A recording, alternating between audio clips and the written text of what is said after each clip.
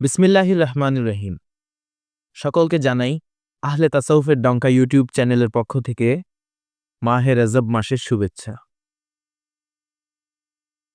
রসুলের হাদিসের দিকে আমরা খেয়াল করলে দেখতে পাই সহিহ মুসলিমের ৪,৬০০ নম্বর হাদিস। রাসূলুল্লাহ সাল্লাল্লাহু আলাইহি সাল্লাম ইরশাদ করেন, মুসলিম শাসন থাকবে ততক্ষণ যতক্ষণ না তাদের মধ্যে ১২ জন নেতৃত্ব প্রদানকারী ইমাম শাসনে অধিষ্ঠিত হবে। তারা সবাই কুরাইশ বংশ হতে হবে। তা আল্লাহ রসুলের এই হাদিস থেকে আমরা স্পষ্ট জানতে পারি যে ইসলাম উম্মার মাঝে, মুসলিম উম্মার মাঝে, ইসলাম ধর্মের মাঝে ১২ জন ইমাম আলাইহিস সালামগণ আগমন করবেন। এটা রসুলের ভবিষ্যৎবাণী।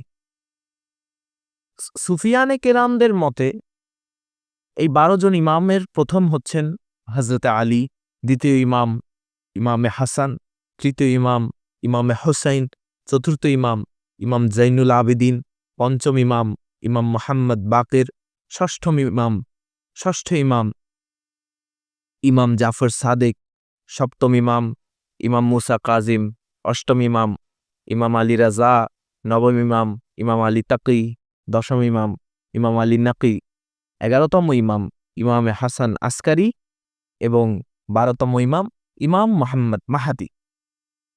সুতরাং ১২ জন ইমাম, এর মধ্যে ১১ জন চলে এসেছেন এবং আল্লাহর রহমতে আজকে পহেলা রজব পঞ্চম ইমাম হযরত ইমাম মুহাম্মদ বাকির আলাইহিস সালামের পবিত্র খসর শরীফ, আলহামদুলিল্লাহ।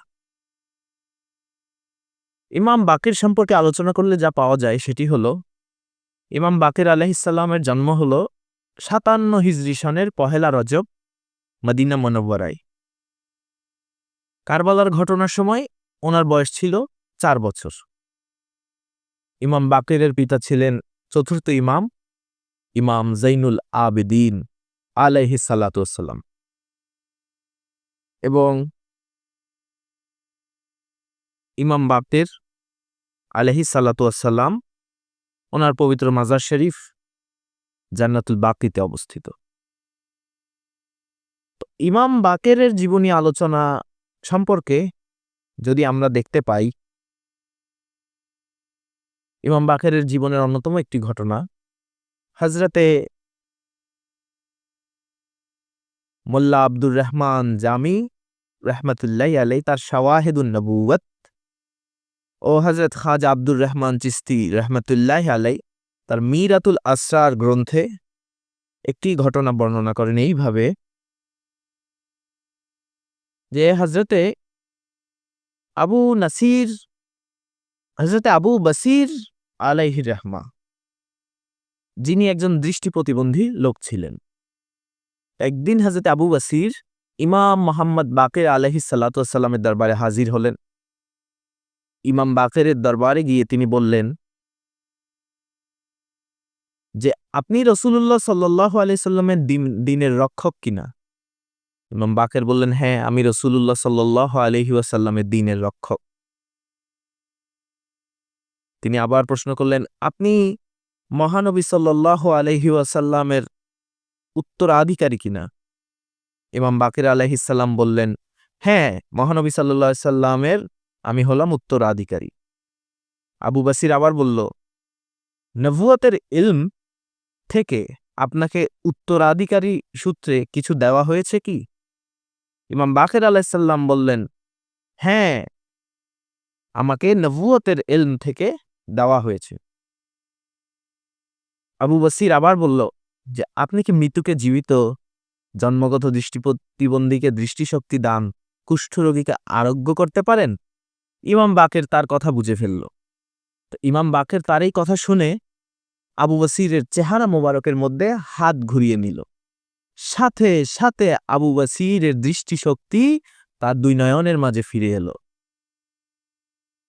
তিনি আসমান জমিন দেখা শুরু করলো, পাহাড় পর্বত দেখা শুরু করলো এবং কিছুক্ষণ পরে ইমাম বাকির আলাইহিস সালাম আবার আবু বসিরের চেহারায় হাত দিল, তাতে সে দৃষ্টি প্রতিবন্ধী হয়ে গেল।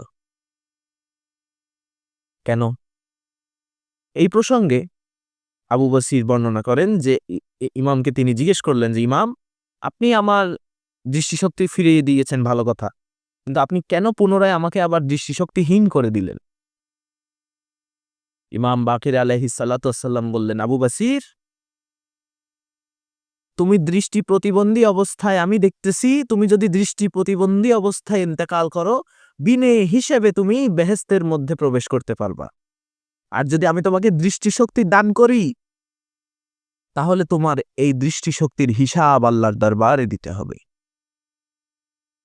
ইমামে বাকির, আমার রসূলের ওসিয়তকৃত পঞ্চম ইমাম, কিন্তু সেই ইমাম সম্পর্কে আমরা বেখবর। বর্তমানে একজন তরিকাপন্থীকে জিজ্ঞেস করলে যে ভাই 12 ইমাম কি, বলে ভাই 12 ইমাম তো চিনি না। অথচ 12 ইমামের গোলামি করে গৌসুল আজমরা, 12 ইমামের গোলামি করে কুতুবুল আকতাবরা, 12 ইমামের গোলামি ছাড়া বেলায়েত অপরিপূর্ণ। সেই 12 ইমাম আমরা চিনলাম না, আমরা নাকি তরিকা করি।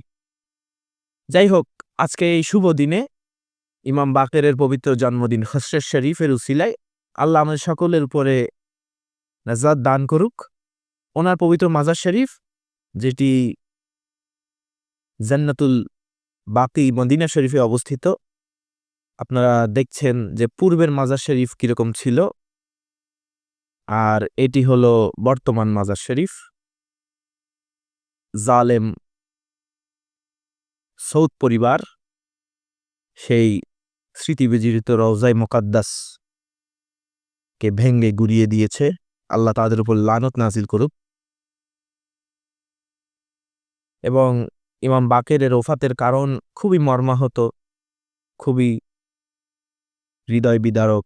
তিনি উমাইয়া খলিফা হিশামের ভ্রাতুষ্পুত্র ইব্রাহিম বিন ওয়ালিদ বিন আব্দুল মালেকের বিষ প্রয়োগ করার মাধ্যমে দুনিয়ার সফর সমাপ্ত করেন।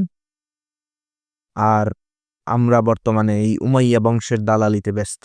কিছু কিছু আলেম নামদারি উমাইয়া বংশের দালালি করে, এজিদ মুআবিয়ার সম্মান গুণকীর্তনে ব্যস্ত। অথচ আহলে বাইত আলাইহিমুস সালামের ক্ষতি, আহলে বাইত আলাইহিমুস সালামের উপরে জুলুম সর্বপ্রথম শুরুই করেছে এই উমাইয়া বংশ। উমাইয়া বংশ আহলে বাইত আলাইহিমুস সালাম, 12 ইমাম আলাইহিমুস সালামের উপরে যেই পরিমাণ জুলুম করেছে,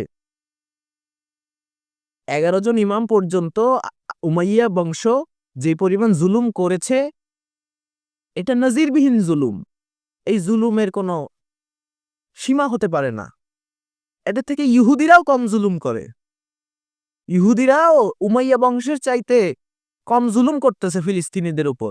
উমাইয়া বংশ 12 ইমাম আলাইহিমুস সালামের উপরে যেই পরিমাণ জুলুম করেছে, আল্লাহ তাদেরকে লানত দান করুক। আল্লাহ রাব্বুল আলামিন আমাদের সকলকে 12 ইমাম আলাইহিমুস সালামের নকশে কদমে, পাক পাঞ্জাতন আহলে বাইতের নকশে কদমে, আউলিয়ায়ে কেরামের নকশে কদমে চলার তৌফিক দান করুক। এবং আজকের খাসতুল খাস, আজকের এই দিনে হযরতে মাওলা ইমাম বাকির আলাইহিস সালামের পবিত্র ফয়ুজাত আমাদের মাঝে নসিব করুক। আমিন। মা আসসালাম। আসসালামু আলাইকুম ওয়া রাহমাতুল্লাহি ওয়া বারাকাতুহু।